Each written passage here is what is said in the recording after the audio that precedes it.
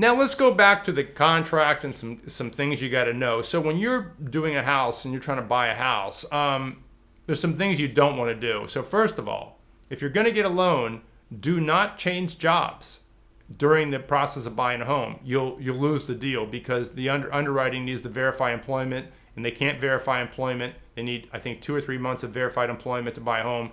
Do not change jobs, and do not buy anything expensive. If you do anything while you're buying a home, pay down credit card debt and things like that. Just don't change what you're doing. So what we're going to talk about are contract breaches by the buyer. You don't want to be in breach. Breach means failure to do something on time. So first of all, let's talk about escrow. If you write escrow will be deposited within 3 days, make sure it happens. Make sure your agent, if you've given your check to your agent, make sure your agent has made the escrow deposit and you've gotten back escrow deposit receipt verification to make sure you're not in breach, because the seller can give you notice of breach. If they find out you haven't deposited escrow in time, they can breach you out of the contract, and you don't want that to happen. Another way for a buyer to be in breach of a contract is you don't make loan application which within 5 days or 3 days, whichever stated in the contract. Now, have I ever seen a listing agent breach out a buyer because they didn't make loan application in time? Well, how do you prove it? Very difficult to prove.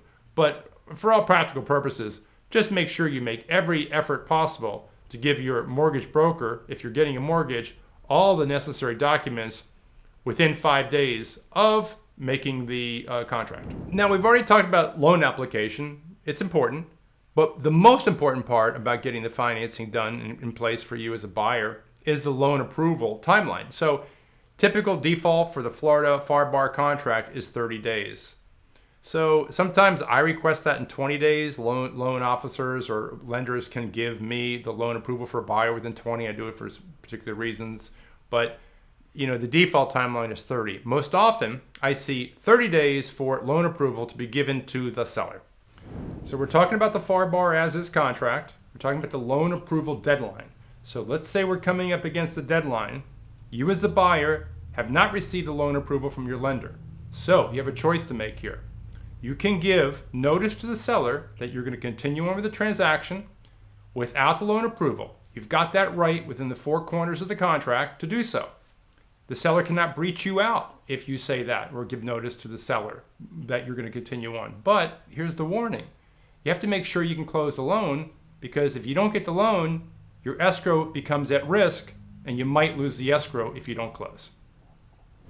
So we're talking about the Firebar as-is contract. And the problem we've got here is we've got loan approval deadline coming up and we don't have loan approval from the lender. So what do you do? In the prior video, we talked about just giving notice to the seller that you don't have it and we're going to move forward to the close. But that does risk your escrow if you don't close. So there's another choice. You could simply ask the seller to give you a 5-day loan approval extension, which they'll probably give you. If they do, then you're within your contingency period still, and your escrow is not at risk until that future date passes. Just stay on that lender, and hopefully you get that loan approval in. Still talking about the Firebar as-is contract here. We just talked about asking the seller for a loan extension because we didn't get our loan approval in time. So me, as a listing agent, I would be hesitant to give a buyer a loan extension, because if they ask for 1, they might ask for 2 and 3, and then there's no end to it. So I might ask the buyer for more escrow, or maybe some non-refundable escrow. So be prepared for maybe a half yes, meaning you might have to do some other things, but I think that's a better course of action before you just notify the seller that you're going to continue on with the transaction and not give him loan approval, as I discussed in the prior video.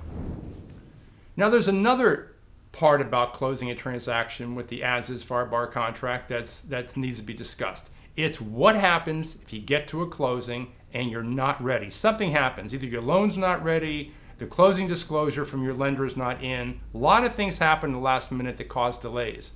Everybody knows this in the industry. Buyer's agents know it, listing agents know it, sellers are okay with that typically. Just ask for an extension of contract and keep the contract intact, and maybe ask for 3 days or 5 days. It happens all the time.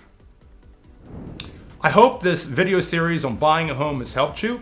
There's a lot of concepts of buying houses that are very strange for those that are not very familiar with real estate. So when you hire a buyer's agent, make sure you hire one that's very familiar with a real estate contract to make sure they assist you in staying out of trouble and sailing towards a successful closing. Thank you for listening. Hope to see you soon.